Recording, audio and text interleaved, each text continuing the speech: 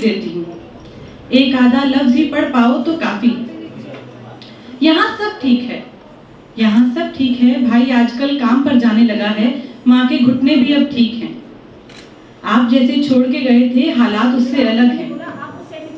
घर में शोर कम है, ठहाके कम है, और सही बताऊं झगड़े तो होते ही नहीं। लेकिन कुछ चीजें हैं जो बिल्कुल नहीं बदली। वो मकान जो आपने बहुत शौक से बनाया, बारिश की जरूरत नहीं पड़ी। एक बार आके देख तो लो, एक बार आके महसूस तो कर लो वो खुशियां जिसका आपको हमेशा से इंतजार था। चिट्ठी तो लिख दी है, लेकिन मुझे सही से नहीं पता वहाँ जन्नत में डाकघर है क्या। बहुत बढ़िया, और एक नज्म है, हिसाब लिख के आइयो, 3 गुना 3 9 होता है, 6 मत लिख के आइयो। कभी कभी बड़े बड़े सवाल यूं ही सुलझा लिया करती थी, और अंत में वही छोटी गलती और अंक आते थे 0। और वक्त के साथ साथ बढ़ती गई मेरी नफरत हिसाब के लिए। खैर एक हिसाब समझ आया भी।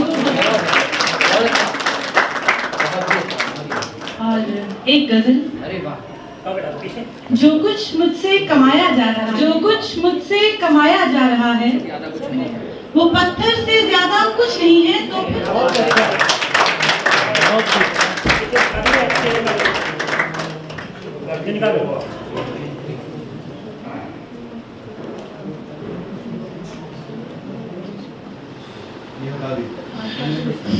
बहुत बहुत शुक्रिया। और मुझे खाक साहब को यहाँ मौका दिया। एक मतला, एक शेर, ये ताज़ा गज़ल हुई है, और मगर मुझे इसका एक मतला, एक शेर ही याद है कि शेर कुछ यूँ है कि हाँ मेरी जान मैं बर्बाद होके आया हूँ, हाँ मेरी जान मैं बर्बाद होके आया हूँ, मैं मेरा जिस्म लहू से भिगो के आया हूँ, और उन्हें खबर नहीं करना कि मर गया हूँ मैं, उन्हें खबर नहीं करना कि मर गया हूँ मैं उनकी गोद में सर रख के सो के आया हूँ। बहुत शुक्रिया। मैं यहाँ पे जो सबसे ज़्यादा उम्र दराज कह रहे थे उनको चरण स्पर्श करता हूँ। एक्चुअली क्या है कि उम्र दराज वो नहीं है साहब, ये हम लोगों ने कह दिया है कि अगर वो इतना उनका एज है तो वो इतने, ऐसा age is just like a number. तो पता नहीं क्यों एज पे चले जाते हैं। मगर फारसी की एक कहावत है,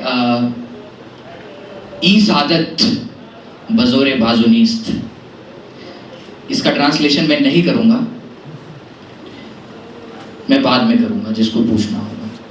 शेर यूँ है कि वक्त ने रख दिया है तीर और तलवार कांधे पर, उठाकर चल रहा हूँ आजकल बाजार कांधे पर। जो अम्मा चल पड़ी दुनिया से तो ऐसा हुआ लोगों, बहन भी रो रही है रख के सर बेजार कांधे पर। नहीं आप लोग भी मत बजाइए। कहाँ वो जश्न वाला दिन, कहाँ त्योहार वाला घर, पड़ा है कोठरी कमरा वो छत लाचार कांधे पर। कि पता है माँ किसी ने आज भी पूछा नहीं खाना, पता है माँ किसी ने आज भी पूछा नहीं खाना, अचानक से गई क्यों छोड़कर संसार कांधे पर।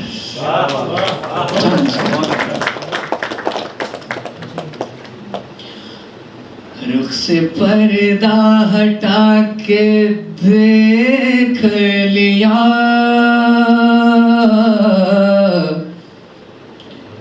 रुख से पर्दा हटा के देख लिया, उनको अपना बना के देख लिया। रुख से पर्दा, मैं नशे में न था मगर फिर भी, मैं नशे में न था मगर फिर भी, 2 कदम लड़खड़ा के देख लिया मुझसे और ये तस्वीरें खींची जा रही हैं, मुझे कैमरे की साफ आवाज आ रही है। एक शेर है, आओ करें तकदीर की बातें, यानी उस तस्वीर की बातें, और मैखाने में मजा कहाँ है, ना हो जब तक हीर की बातें।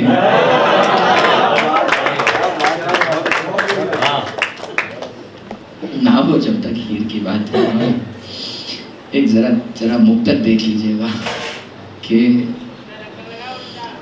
तुझको हम माफ़ताब लिख देंगे, अपने दिल का गुलाब लिख देंगे, तुझ पे क्या शेर हम कहे जाना, तुझ पे पूरी किताब।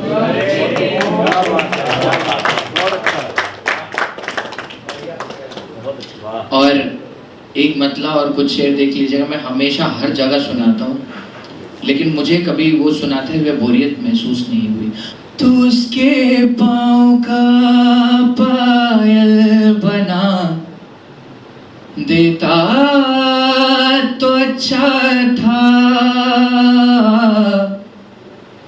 खुदाया तू मुझे घायल बना देता तो अच्छा था। बरसती है मेरी आँखें उन्हीं के वास्ते, लेकिन तू उसकी जुल्फ का बादल बना देता। बहुत ही प्यारा माहौल रखा है, मुशायरे जैसा। मुझे सही में ऐसा लग रहा है कि मैं कसम से मुशायरे में पढ़ रहा हूँ, क्योंकि अमूमन मुशायरों में ज़्यादातर जो आज भी ठेठ मुशायरे हुआ करते हैं, वहाँ पे तालियां नहीं बजा करती हैं, तहजीब नहीं होती है तालियों की वहाँ पे। मेरा शेर है कि मैं उसको देख तो सकता नहीं हूँ, ऐ मेरे मौला। ये मेरे गुरुजी ने कहा कि साहिर, ये ऐसी गज़लें हुआ नहीं करती हैं, बुजुर्गों की सोहबत में बैठोगे बेटा और मौला बहुत कारसाज है, कुछ ना कुछ भेजता रहेगा तुम्हारे पास। मैं उसको देख तो सकता नहीं हूँ, ऐ मेरे मौला, तू उसकी आँख का काजल बना देता तो अच्छा, उसकी और बहुत शुक्रिया। ये मुझे बुजुर्गों ने सिखाया कि ये इश्क क्या है, क्या कहने नहीं सही में, ये इश्क क्या है, इश्क हकीकी क्या है, कि मुद्दतों इश्क में बर्बाद हुए, मुद्दतों इश्क में बर्बाद हुए, तब कहीं जाके तो फरहाद हुए। और इश्क जिनके लिए हवस भर है, इश्क इश्क इश्क जिनके लिए हवस भर है, वो कहाँ इश्क की बुनियाद हुए। क्या कह रहे हैं, क्या बात है, क्या बात है, वाह वाह वाह। तुमने बीनाई छीन ली मौला, तुमने बीनाई के मायने रोशनी, तुमने बीनाई छीन ली मौला, फिर भी तुम कौन से आजाद हुए। और उफ, अरे आप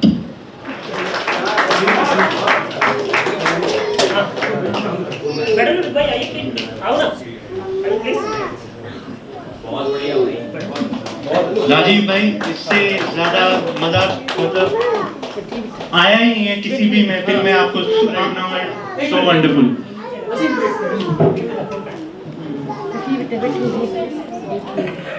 थोड़ा सा माहौल लाइटन अप करते हैं और स्टेज पे बुलाते हैं फुरकान को, वो इज अ लॉयर, वो लॉयर हैं और स्टैंड अप कॉमेडी करते हैं। तो Furqan please come on stage.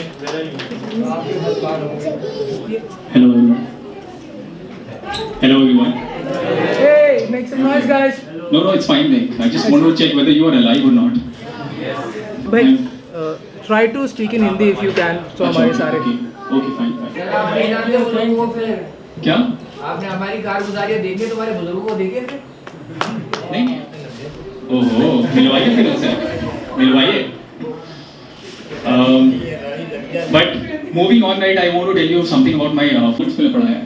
तो the problem था कि वहाँ पे इतने लड़के होते हैं कि साइड में रखा था बिल्कुल कि बेटा जब तू 8th में आएगा ना तेरे को एक चैप्टर पढ़ाएंगे।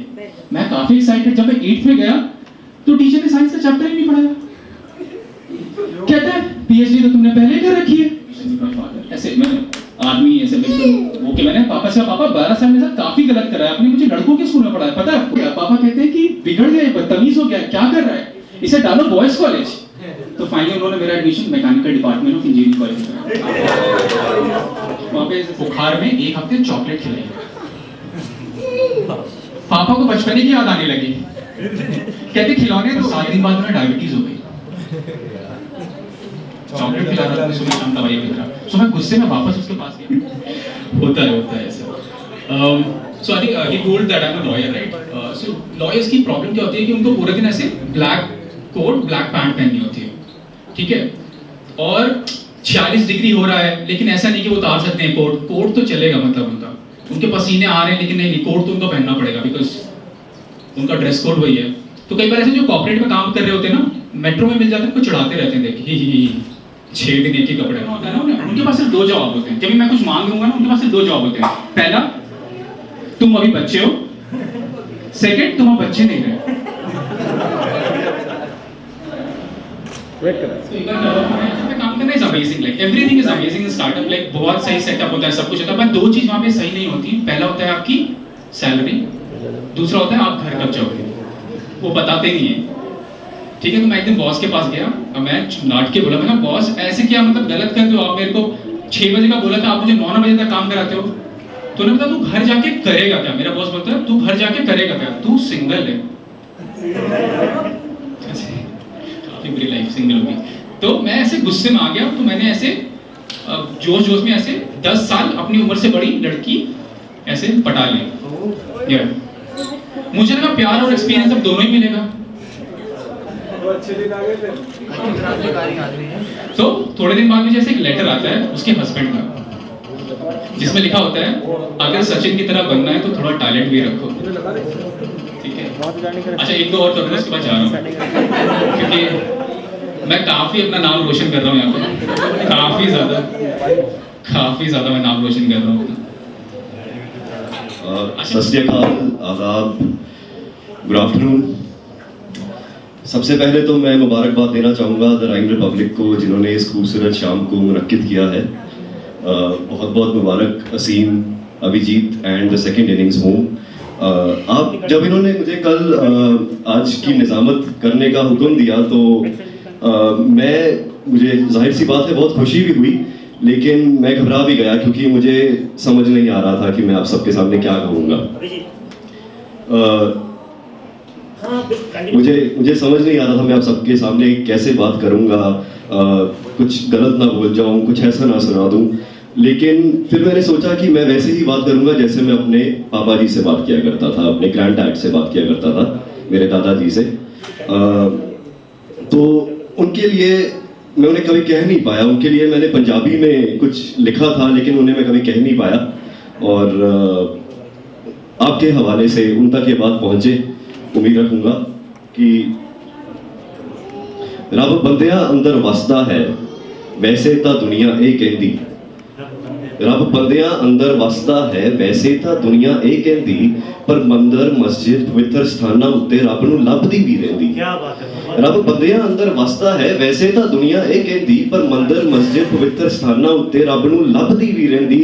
मैनूं तां मुर्शद ओ मिलिया जो सज्जन भी ते रब भी है, मैनूं तां मुर्शद ओ मिलिया जो सज्जन भी ते रब भी है।